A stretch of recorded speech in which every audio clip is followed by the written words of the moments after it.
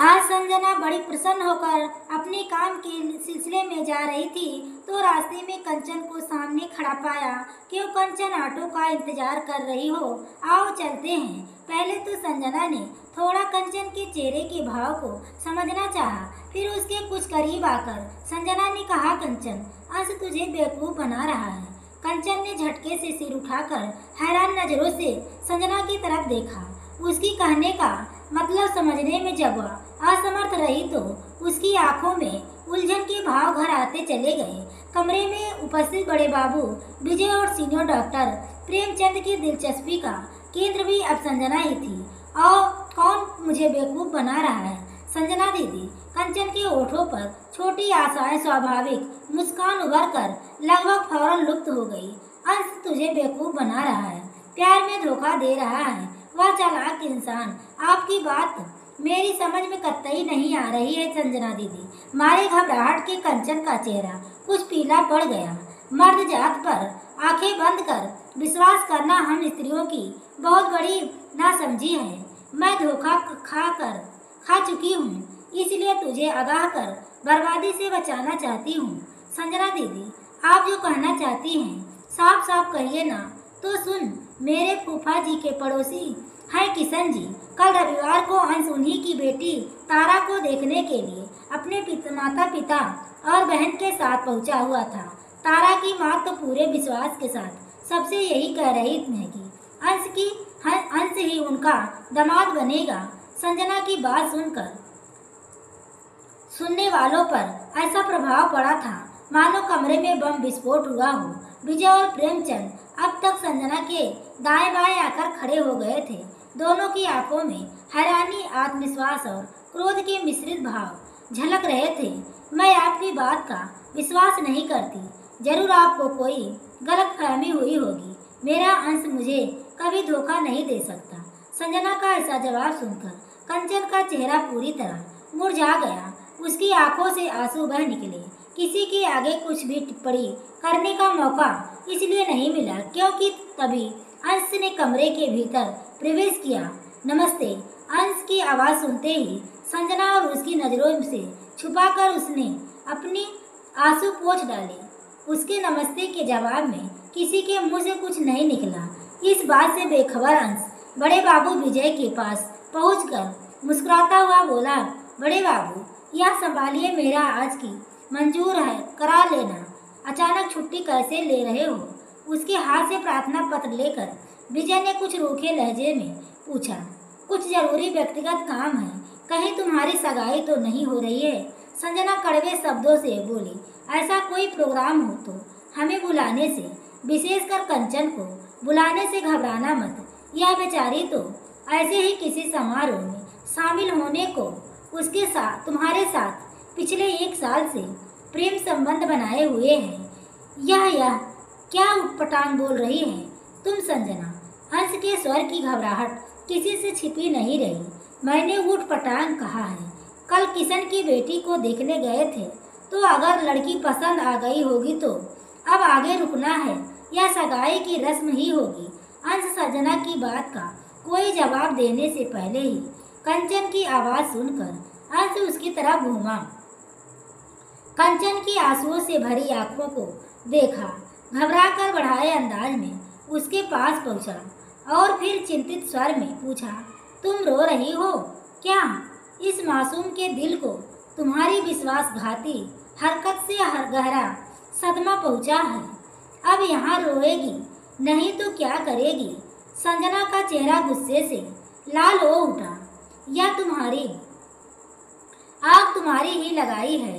अब कुछ देर तुम खामोश रहोगे तो बड़ी कृपा समझूंगा। मैं तुम्हारी संजना को गुस्से से घूरते हुए अंश नाराज स्वर में बोला। अंश, तुम मेरे सवाल का जवाब दो। क्या तुम कल लड़की देखने नहीं गए थे? कंचन ने रुआसी स्वर में पूछा।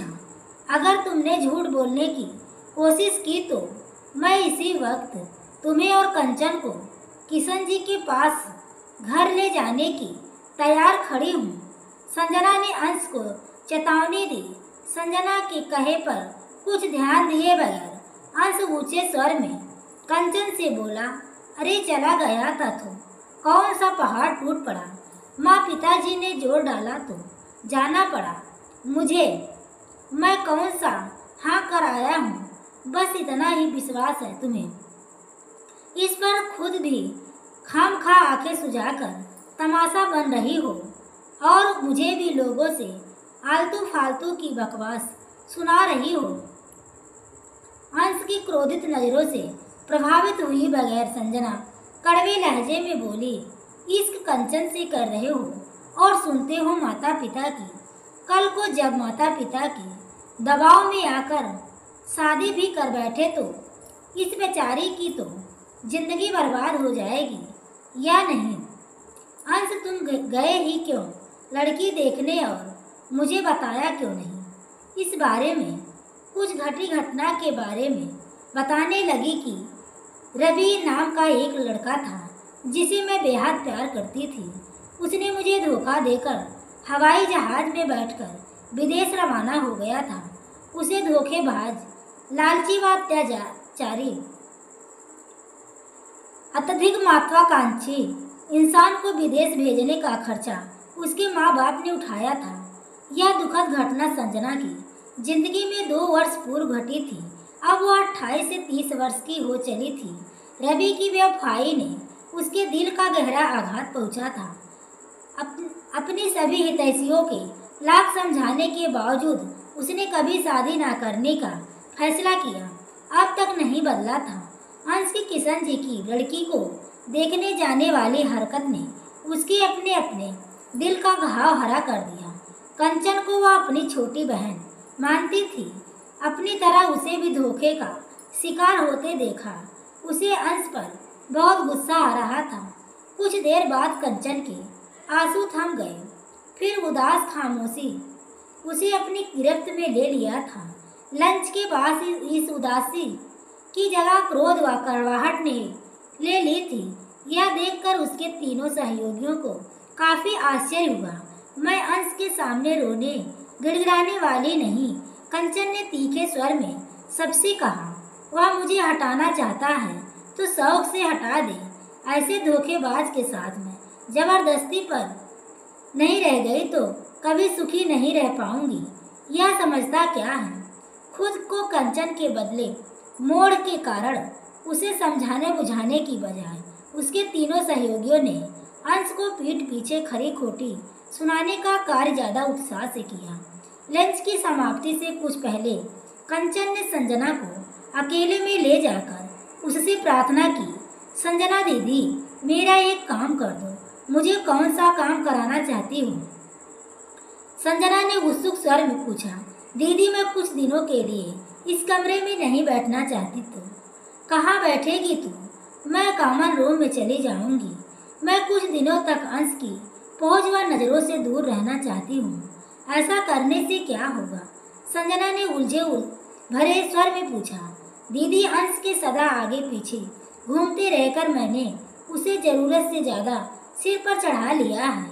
वह मुझे बेहद प्यार करता है, यह मैं बखूबी जानती हूँ, पर उसके सामने मेरे सदा पीठ पीछे जाने के कारण उसकी नज़रों में मेरी कदर कम हो गई है। तो तेरा यह विचार है कि अगर तू कुछ दिन उसकी नज़रों व पहुँच से दूर रहेगी तो अंश का तेरे प्रति आकर्षण बढ़ जाएगा। यकीनन ऐसा ही होगा। संजना दीदी हमारे कमरे में शादीशुदा बड़े बाबू और डॉक्टर प्रेमचंद के अलावा अंश की टक्कर का एक अविवाहित युवक और होता तो मैं उसके खिलाफ करना भी शुरू कर देती। ईर्ष्या का हमारा अंश तब मेरी कदर और ज़्यादा जल्दी समझता। कुछ पल संजना खामोश रही। कंचन की कहे पर सोच विचार करने के बाद गंभीर लहजे में बोली, मैं तेरे कहे से काफ़ी हद तक सहमत हूँ कंचन, मैं तेरी सहायता करना चाहूँगी, पर सवाल यह है कि मैं भी अपने काम में व्यस्त रहती हूँ। दीदी यह काम तो आपको करना ही पड़ेगा। आप उनको विश्वास में लेकर मेरी सोच और परिस्थितियों से अवगत करा सकती हो। मैं अंश से बहुत प्यार करती हूँ संजना दीदी, उसे खोना नहीं चाहती हूँ। मैं उससे दूर होने का सदमा बर्दाश्त नहीं कर पाऊंगी। मेरा दिल कंचन अचानक भावुक हो उठ गई। ठीक है संजना, कंचन की पीठ थपथपाई और फिर कमरे से बाहर आ गई। बड़े साहब की कमरे की तरफ बढ़ गई। कंचन की समस्या के बारे में पूरी 10 मिनट तक बड़े साहब को सुनाए। बड़े साहब ध्यान से सुनने के बाद गंभीर स्वर से बोले, अगर अंश के मन में खोट आ गया है तो वह बहुत बुरी बात है। कंचन बड़ी अच्छी लड़की है, मैं उसकी हर संभव सहायता करने को तैयार हूँ। तुम बताओ कि मुझे क्या करना होगा। कंचन कुछ दिन उनकी कार्यभार संभाल ले, इस पर वह राजी करने में संजना को कोई दिक्कत नहीं आई। संजना, और क्या कहना चाहती हो तुम मुझसे? अंश, मुझे कुछ दिनों के लिए बिल्कुल मत छेड़ो। तुम्हारी लड़की देखने जाने की हरकत के बाद मैं तुम्हारे व अपने प्रेम संबंध के बारे में बिल्कुल नए सिरे से सोचने और को मजबूर हो गई हूँ। मैं जब भी किसी फैसले पर पहुँच जाऊँगी तब खुद से संपर्क कर लूँगी। कंचन की यह बात सुनकर अंश नाराज हालत में पैर पटकता उसके केबिन से बाहर निकल आया था। संजना से वह पैसे भी नहीं बोल रहा था। प्रेमचंद जी और विजय जी उससे खींचे खींचे से बातें करते उसने इनसे दोनों को समझाया भी था कि वह कंचन को प्यार में धोखा देने नहीं जा रहा, पर उनके रूखे व्यवहार में कोई अंतर नहीं आया था। काम के 7-8 घंटे अस्पताल में काटना उसे भारी लगने लगे थे। चिढ़कर उसने सभी से बात करना बंद कर दिया था। अगले सप्ताह उसकी चिंता में और बढ़ोतरी हो गई। सोमवार की शाम कंचन बड़े साहब के साथ उनकी स्कूटर की पिछली सीट पर बैठकर अस्पताल से गई। यह उसने अपनी आंखों से देखा था। संजना व कंचन यह कंचन बड़े साहब के साथ कहाँ गई है? बगल से गुजर रही संजना से अंश ने विचलित स्वर में प्रश्न किया। मुझे नहीं मालूम अंश, वैसे तुमने यह सवाल क्यों किया? संजना के होठों पर व्यंग भरी मुस्कान उभरी। यूं ही कह रहा कहकर अंश माथे पर बल डाले आगे बढ़ गया। संजना मन ही मन मुस्कुरा उठी। कंचन के सिर में दर्द था। लंच में या उसके मुंह से सुनकर वह सीधी बड़े साहब के कमरे में घुस गई। सर, आज शाम कंचन को आप अपनी स्कूटर से उसके घर छोड़ देना, उसकी तबीयत ठीक नहीं है। उनसे ऐसा कहते हुए संजना की आंखें बता रही हैं कि तुम्हारे इस इरादे के पीछे कुछ छिपा मकसद भी है। उन्होंने मुस्कुराकर टिप्पणी की, आपका अंदाजा बिल्कुल ठीक है सर। आप भी ऐसा करने से अंश ईर्ष्या महसूस करेगा और फिर उसे यही सही राह पर जल्दी लाया जा सकेगा। यानी कि तुम चाहती हो कि अंश कंचन और मेरे बीच के संबंध को लेकर गलत फहमी का शिकार हो जाए। बड़े साहब हैरान परेशान नजर आने लगे। घबराइए मत, आपको ऐसा दर्शाने का सिर्फ अभिनय करना है। कंचन के साथ कुछ नहीं करना पड़ेगा। आपको बस अंश को दूर से देखने पर ऐसा प्रतीत होना चाहिए जैसे कंचन और आप प्रतिदिन एक दूसरे की ज़्यादा नज़दीक आते जा रहे हो। उसके दिल में ईर्ष्या की अग्नि भड़काने की जिम्मेदारी मेरी होगी। कहीं कुछ गड़बड़ ना हो जाए। कुछ नहीं होगा सर, मैं इस योजना पर खूब सोच विचार कर लिया है। कंचन और अंश की जोड़ी को सलामत रखना तुम एक बिचौलिए की भूमिका बखूबी निभा रही हो संजना। बिचौलिए के इस कार्य में आप मेरे बराबर के साथी हैं, यह मत भूलिए। संजना की इस बात पर उन दोनों का सम्मिलित हंसी गूंज उठा। चाय पियोगी संजना? बड़े साहब के पूछने पर संजना से हो गया हाँ या ना कुछ भी कहते नहीं बना। बड़े साहब की कक्षा में उसने पहले अपनी चाय इसलिए नहीं पी थी क्योंकि कभी उन्होंने ऐसा प्रस्ताव उसके सामने रखा ही नहीं। उसके मन को स्वीकृत समझा। उन्होंने चपरासी को बुलाकर 2 कप चाय लाने को कहा। संजना और वे फिर काफ़ी देर तक एक दूसरे के व्यक्तिगत घरेलू जिंदगी के बारे में वार्तालाप करते रहे। इस पूरे सप्ताह अंश कंचन के साथ खुलकर बातें करने की नई प्रयास की, पर हर प्रकार वह असफल रहा। कंचन उससे कुछ कहने सुनने को तैयार नहीं थी। अंश की बेचैन नजरें बार बार कंचन के कमरे की तरफ देखती देखकर संजना मन ही मन मुस्कुरा उठती थी। बड़े साहब के पीछे से गुस्से भरे अंदाज में अंश को घूरता देख तो उसका दिल खिलखिला उठकर हंसने को करता था। अपनी योजना को आगे बढ़ाने के इरादे से उसने दूसरे शनिवार को मिलने वाले आधे दिन की छुट्टी का फायदा उठाने का कार्यक्रम बनाया। संजना, कल शनिवार है और तुझे बड़े साहब के साथ फिल्म देखने जाना है। मैं आज शाम 2 टिकट लेती जाऊंगी। संजना का यह प्रस्ताव सुनकर कंचन घबरा उठी। यह मुझसे नहीं होगा दीदी, कंचन ने परेशान लहजे में कहा। देख, आज से तेरे दूर रहने के कारण वह अब पूरा दिन तेरे बारे में ही सोचता रहता है। बड़े साहब और तेरे बीच कुछ चक्कर चल रहा है। हमने उसे परेशान कर रखा है। अब अगर तू बड़े साहब के साथ फिल्म देखने चली जाती है तो वह बिल्कुल ही बौखला उठेगा। तू ऐसे ही मेरे कहने पर चलती रही तो वह बहुत जल्दी ही तेरे सामने जल्दी शादी का प्रस्ताव रखने को मजबूर हो जाएगा। संजना ने उसे समझाया। कुछ देर में नहीं जाऊंगी, कंचन ने कहा। दीदी, आपकी बात में दम है, पर मैं अकेली उनके साथ फिल्म देखना ही नहीं जाऊंगी। मुझे शर्म आएगी। हाँ, एक बात जरूर हो सकती है। कौन सी बात? आप भी हमारे साथ चलना। आपकी उपस्थिति में सहज रहूंगी और अंश को चलाने की हमारी योजना भी कामयाब होगी। संजना ने कुछ सोच विचार कर इस प्रस्ताव को अपनी मंजूरी दे दी। बड़े साहब की रजामंदी हासिल करना उसके लिए कोई कठिन नहीं था। वे तीनों फिल्म देखने जा रहे हैं, यह जानकारी संजना द्वारा अंश को तब मिली जब उसने बड़े साहब को ऊंचे स्वर में यह बात शनिवार की सुबह बताई। अंश के चेहरा गुस्से से तमतमाया। फिर उसके चेहरे पर उड़ती नजर आती हवाइयाँ, यह दोनों बातें ही संजना की नजरों से छिपी नहीं रही। उन तीनों का इकट्ठा फिल्म देखने का कार्यक्रम सफल नहीं हुआ, पर यह बात अंश नहीं जान सका। वह तो दूर खड़ा घूरता रहा जब तक संजना और कंचन को लेकर स्कूटर व बड़े साहब का स्कूटर फील्ड से नहीं चल पड़ी।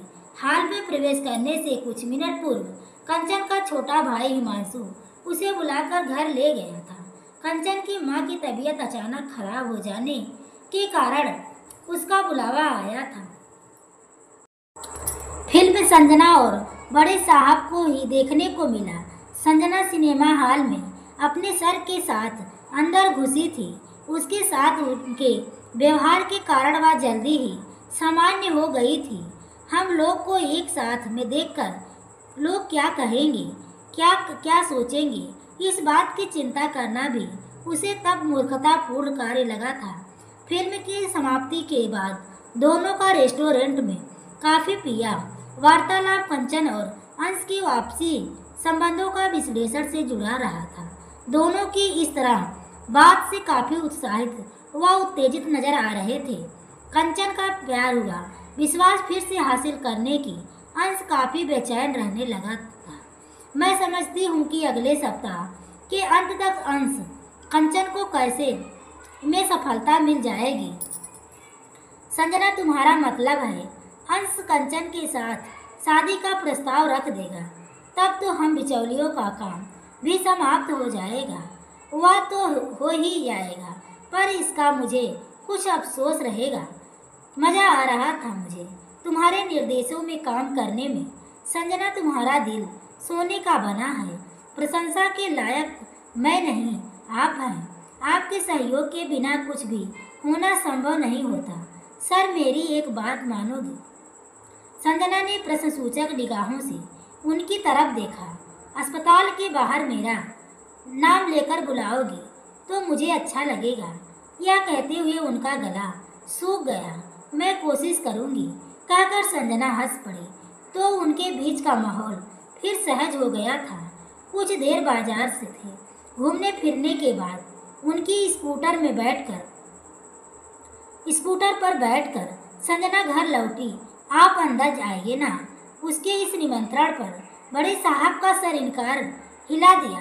फिर कभी आऊँगा संजना, जब आऊँगा खाना खाकर जाऊँगा। अवश्य ही संजना मुस्कुराई। आज की शाम बहुत अच्छी गुजरी है, इसके लिए धन्यवाद। अच्छा, शुभ रात्रि संजना।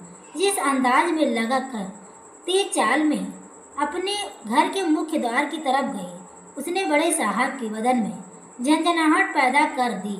दरवाजे पर पहुंची संजना मुड़ी और एक हाथ हिलाने के बाद मुस्कुराती हुई घर में प्रवेश कर गई। बड़े साहब स्कूटर पर अपने घर की तरफ जाते ताजगी अच्छी फिल्म एक रोमांटिक गीत सारे रास्ते में गुनगुनाते रहे। अंश और कंचन की मध्य बिचौलिए का भूमिका निभाते हुए दोनों खुद भी प्रेम की डोरी में बंध गए थे। यह बात दोनों के समझ में आ गई थी। संजना के मुताबिक कंचन और अंश का एक के बीच खेले जा रहे नाटक का अंत हुआ जरूर, पर उसे अंदाज में नहीं जैसा संजना ने सोच रखा था। विजय और प्रेमचंद को अंश से कुछ सहानुभूति भी हो गई थी। उन्हें भी अब लगता था कि कंचन और बड़े साहब के बीच कुछ अलग की खिचड़ी पक रही थी। वह उसकी बातों पर कुछ ज़्यादा ध्यान नहीं देते थे। शुक्रवार को भोजन करने के उपरांत बड़े साहब और कंचन के साथ साथ संजना के पास किसी का रिवर्स आए तो अंश अचानक खुद पर से निमंत्रण खो गया था। सर, मैं आपसे कुछ कहना चाहता हूँ। अपना खाना छोड़कर अंश उन तीनों के पास पहुँचा, घूरते हुए खड़ा हो गया। क्यों, क्या कहना चाहते हो? उन्होंने गंभीर लहजे में पूछा। विजय और प्रेमचंद जी उत्सुक दर्शक की तरह अंश की तरफ देखने लगे। कंचन के चेहरे पर तनाव झलक उठा। कंचन कुछ घबराई सी नजर आ गई थी। सर, आप जो कह रहे हैं वह आपको शोभा नहीं देता। अंश कड़े स्वर में बोला। क्या मतलब है तुम्हारा इस बात का? वह गुस्सा हो। कंचन और आपकी कोई जोड़ी नहीं बनती। आपको उसे फंसाने की गंदी कोशिश छोड़नी होगी। यह क्या बकवास कर रहे हो? 1 मिनट आप शांत रहें और मुझे अंश से बात करने दीजिए।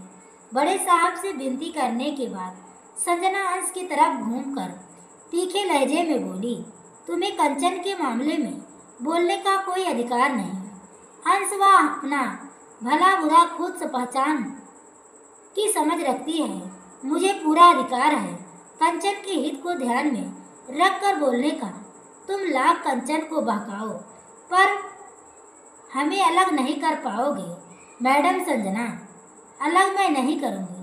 तुम दोनों को मिस्टर, तुम ही उसे धोखा दोगे। इस बात को लेकर कंचन के दिमाग में कोई शक नहीं रहा। संजना भड़क कर बोली, यह झूठ है, तुम पर कौन विश्वास करेगा? संजना ने मुंह बिगाड़ कर पूछा। वह मेरी गलती थी। हंस कंचन की तरफ घूमा। मुझे अपने माता पिता के दबाव में नहीं आना चाहिए था। कंचन, उस बात को भूल जा। यह संजना तुम्हें गलत सलाह दे रही है।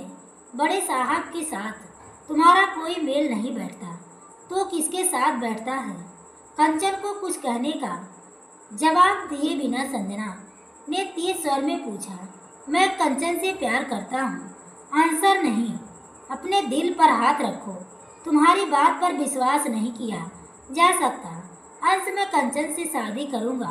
तुम ऐसा करोगे? क्या प्रमाण है इस बात का?